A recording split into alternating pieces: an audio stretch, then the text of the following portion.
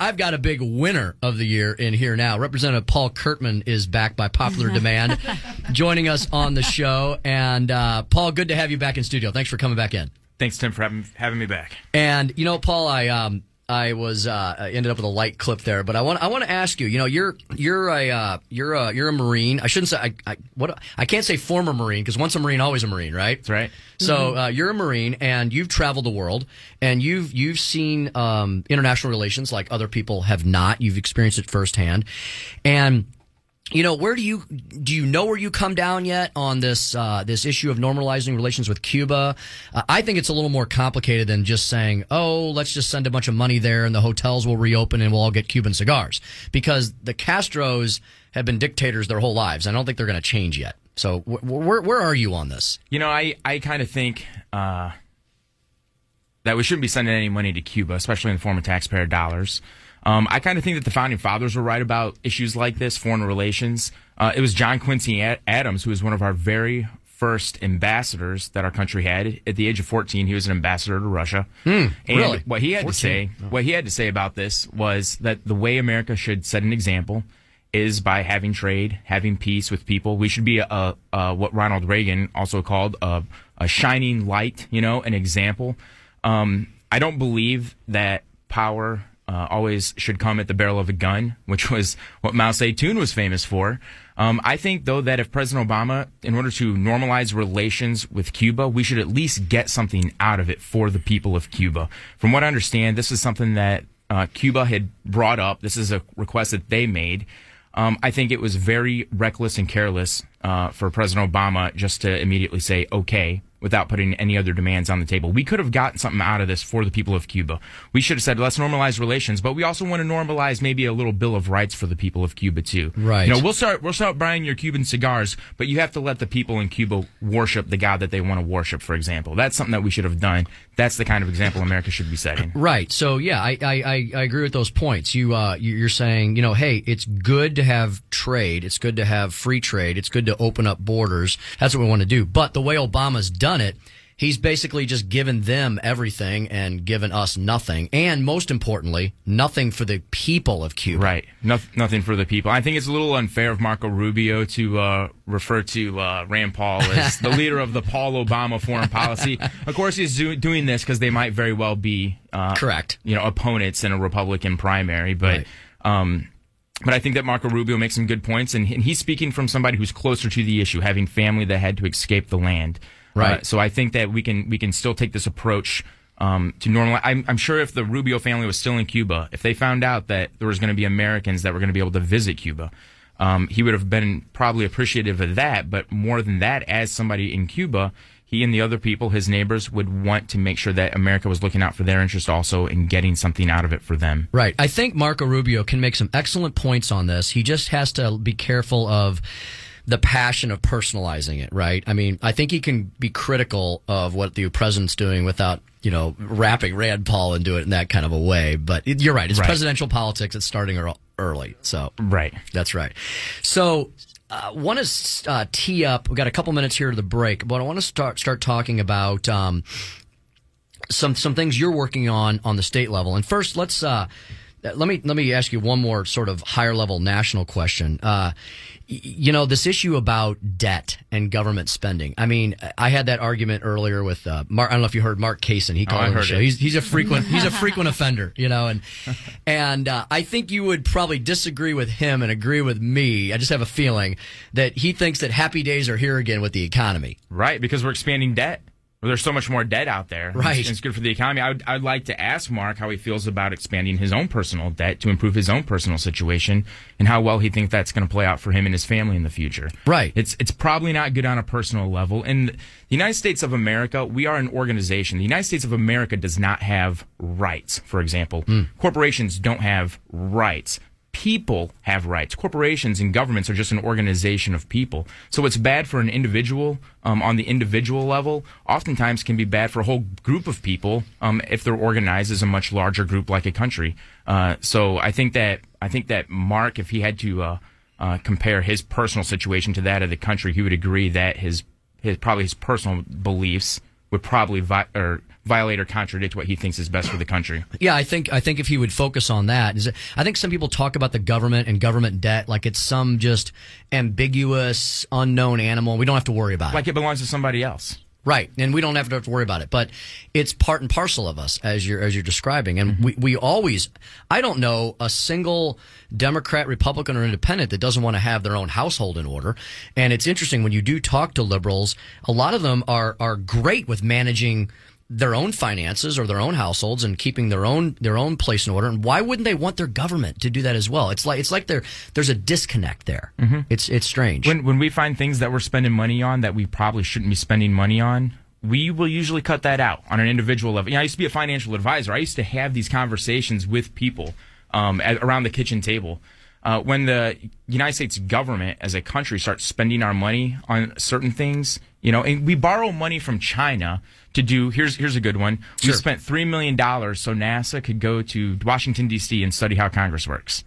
So we're borrowing money from China to do things like that. They spent $325,000 last year to study why it is that wives get angry. I think the result was they just need to calm down. That's what they're spending money on. That's the kind of things that they're spending money on. But we're borrowing money from China. We're going into debt to do things like that when we have much bigger issues for the American people. Or in the last hour, I heard you talking about poverty. Right. There's so on many, the rise. It's on the rise. Many other issues. Debt is a serious issue, and this is something that we really need to make sure that we're really interrogating our elected officials and bureaucrats about. And that's what Representative Paul Curtman does. Paul, when we come back, in the morning.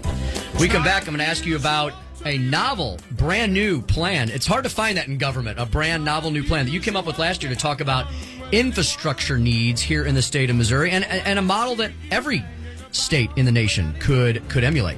Tim Jones in for Jamie Allman all morning this morning on FM News Talk 97.1. Keep it right here. We got more on The Big Show. Allman in the morning, Tim Jones, FM News Talk 97.1. Tim Jones here for Jamie Allman. Jamie will be back on Monday.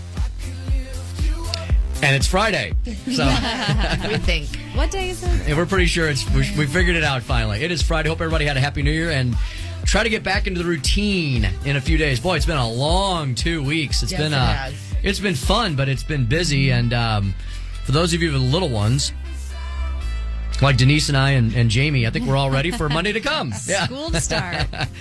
They had a 2 week break, but it was great having the girls around. And I'm doing home construction this weekend. Yeah, but not on my home, on the Barbie whatever dollhouse thingy. Yes. That thing is complicated. Let me tell you. Santa put that together. I thought Santa was putting that together. Yeah, he left too quickly. Call that guy and get him back. He was really busy. He said, "There's way too much hardware here. There's like these little screws." Santa doesn't have time for things. He's like gadgets. This thing has an elevator in it. Have you seen that one?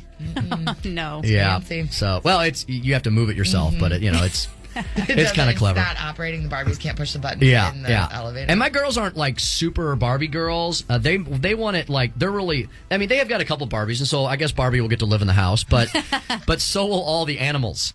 They've got all the little stuffed animals and the little. There's lots of creative ways to use the Barbie house, I'm sure. Yes, there'll be lots of animals in the Barbie house running around, and they're just thrilled. This thing's 3 stories tall.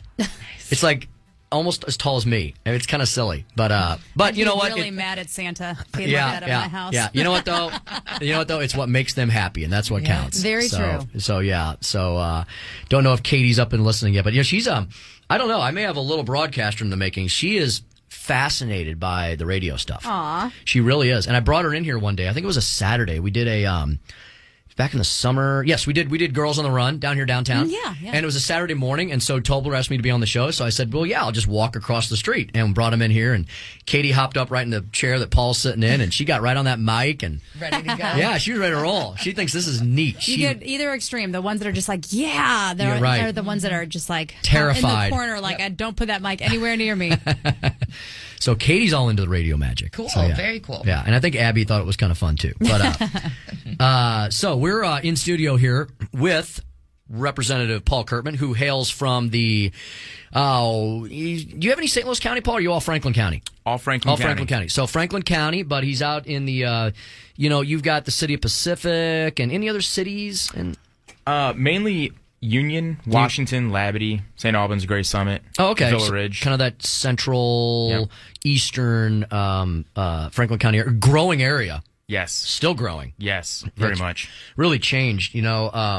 Paul's in the generation behind me, so we're not too far apart in age, but just in my lifetime out there, it went from sleepy, tiny little farm communities to, very vibrant bedroom communities. So yes. A lot of changes come in. A lot of growth. Yeah, so it's a great area to represent, especially as a state representative when you've got a lot of activity going on. And one of the things Paul's very interested in is transportation. You're interested in making sure commerce flows well in our state. And we've talked about this before that you agree with me that that is one of the functions of a state government. You got to have a good transportation system. Right.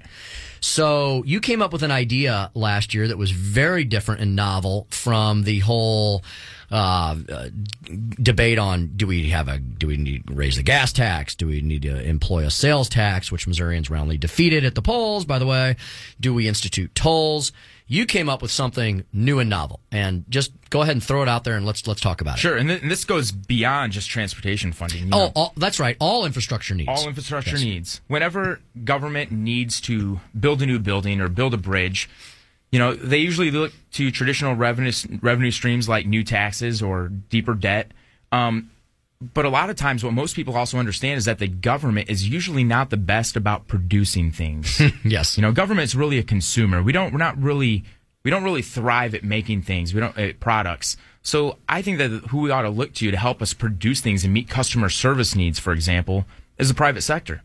And the state of Virginia, the state of Florida have followed certain models that are very much like this, where we actually go to the private sector and we kind of put out a white page and we say, hey, here's what we're looking to do. We're looking for people to bid on building this building, meeting our operational needs, or building this bridge and maintaining it for the next 35 years.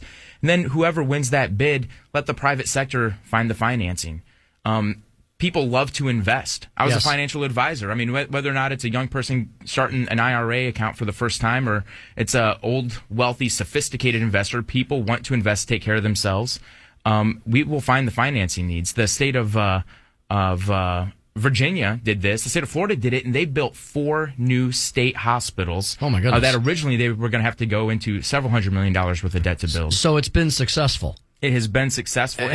And usually they finish the projects 15% faster, and the quality of care skyrockets because you have the private sector involved. Oh, shocking. So the ultimate in public-private partnerships. Mm-hmm. Now, I assume, you brought this up because it's going to require some legislation to be passed so Missouri can do this. So what does that look like? I mean, what do we need to do to our state statutes? Well, what we need to do is we need to make room in our state statutes, because what we want to make sure that we definitely have are the checks and balances involved to make sure that we're protecting the integrity of a system like this so we get the best value for the taxpayer dollars.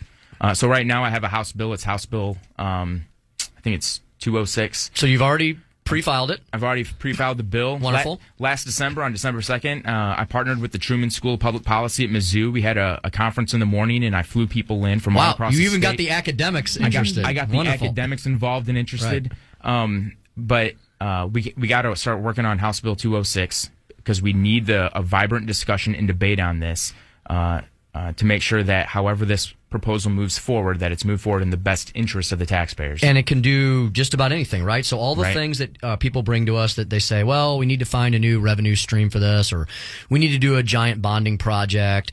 What you're talking about, cancer hospitals, other hospitals, you're talking about other state buildings, you're talking about roads, you're talking about bridges. We're talking about things at the school district. Instead of putting a bond on a school district, this actually opens a door to allow a school district to use the exact same process to find private financing to meet their infrastructure needs also. And the reason I brought up, the reason I began our discussion with debt is that I think this isn't just something that conservative commentators like me, conservative libertarian-minded individuals like you in state government, it's not something we just talk about or rail on about. I think Americans are tired of debt, and they are turning down all these these dinosaur-like proposals that people just keep recycling.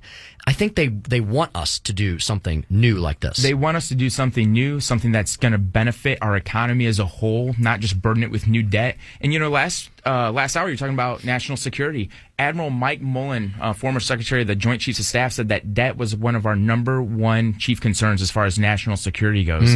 So debt as a whole can be bad and burdensome to our national security. It can be bad and burdensome to our economy, and even to us as individuals. The best thing that we can do is to actually use the rules of economics. When people compete and cooperate to meet our needs, we can find the private financing for this. Sure. And what the private sector gets out of this would be, well, the best bidder, the person who wins a contract, they get jobs, they get opportunities, they get the jobs, projects. Pete, imagine if you actually got to invest in your government where you got a better return, even a financial return, rather than just being forced or coerced to pay new taxes to pay for a building. You actually this is the way to go. To do something. You get to do something. To produce something. You get more out of it. And your company could potentially grow because you may need more people if you do get one of these jobs. So it's the ultimate in the public-private partnership is what you're saying. Exactly. You got anybody in the Senate interested in this yet? I'm still working on that right now. I got some people that have picked up the bill and that they're interested in talking to me about it, and so I think that we're going to have a lot of interest in the Senate. I'm much more hopeful this year than I was last year when I first brought up the idea. We've actually got more senators interested in it. Well, as you know, you know this. It takes a few years on big new ideas, right? Especially when you're breaking the mold. I got a few years left, so you do. I'll be working it. You do. So you're in your. I think we talked about this last week. You're entering your 5th year already, right? You're third. So you're a junior.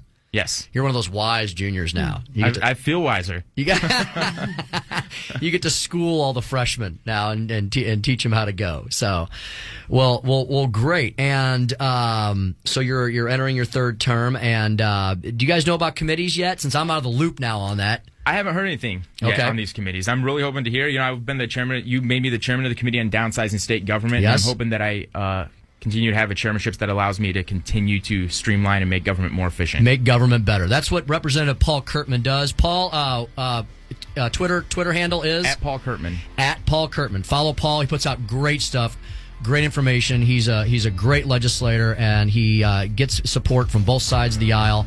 Tim Jones in for Jamie Allman all morning this morning. FM News Talk 97.1. We'll be back right after this. Jim Carafano. Keep it right here. Here's a little holiday secret for a turkey or duck dinner that'll curl